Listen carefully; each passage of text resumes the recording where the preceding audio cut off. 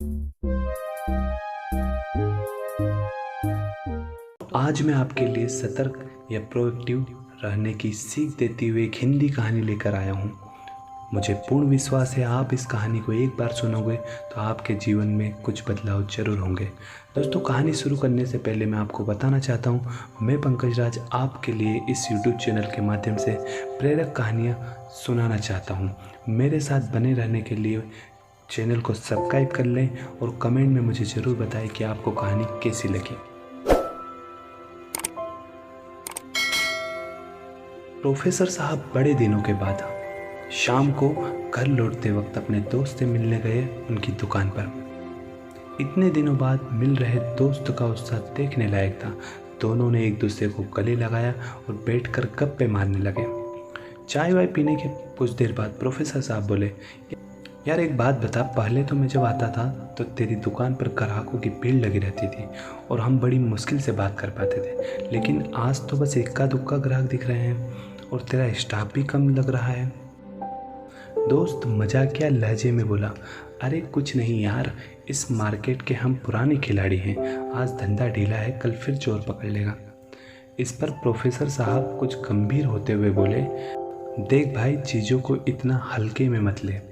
मैं देख रहा हूँ कि इस रोड पर कपड़े की 3-4 और दुकानें खुल गई हैं, कंपटीशन बहुत बढ़ गया है और ऊपर से। प्रोफेसर साहब अपनी बात पूरी करते इससे पहले दोस्त ने उसकी बात काटते हुए बोला, यार ये दुकानें आती जाती रहती है, इससे इतना कोई फ़र्क नहीं पड़ता है।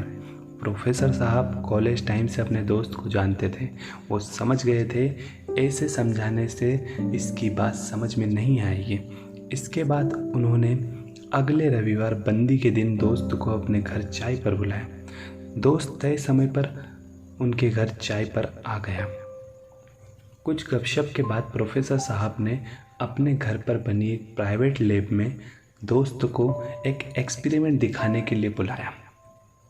प्रोफेसर साहब ने एक जार में एक गर्म पानी लिया, उसमें एक मेंढक डाल दिया। पानी के संपर्क में आते ही मेंढक खतरा भाप गया, कूदकर बाहर निकल गया। इसके बाद प्रोफेसर साहब ने जार से गर्म पानी फेंक दिया और ठंडा पानी भर दिया और एक बार फिर मेंढक को उसमें डाल दिया। इस बार मेंढक आराम से उसमें तैरने लगा। तभी प्रोफेसर साहब ने एक अजीब सा काम किया। उन्होंने जार उठाकर गैस के बर्नर पर रख दिया और बड़ी ही धीमी आंच पर पानी को गर्म करने लग गए। कुछ देर बाद पानी गर्म होने लगा। मेंढक को यह बात अजीब लगी और वो खुद को तापमान के हिसाब से एडजस्ट कर लिया। इसी बीच बर्नर जलता रहा, पानी गर्म होता रहा, पानी और गर्म होता रहा। मेंढक टेम्परेचर के हिसाब से खुद को एडजस्ट करता रहा और आराम से पड़ा रहा, लेकिन उसकी भी सहन करने की एक क्षमता थी।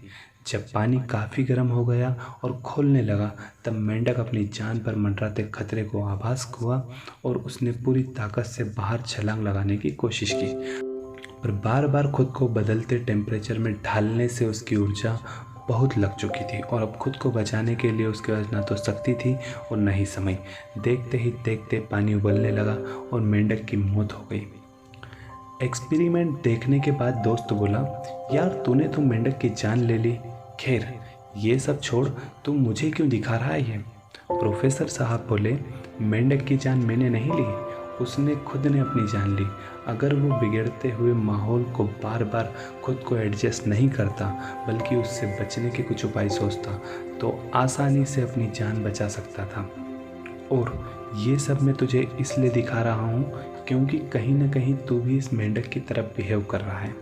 तेरा अच्छा खासा बिजनेस है, तू चेंज हो रही मार्केट कंडीशन की तरफ ध्यान नहीं दे रहा है और बस यही सोचकर एडजस्ट करता जा रहा है कि आगे सब कुछ ठीक हो जाएगा।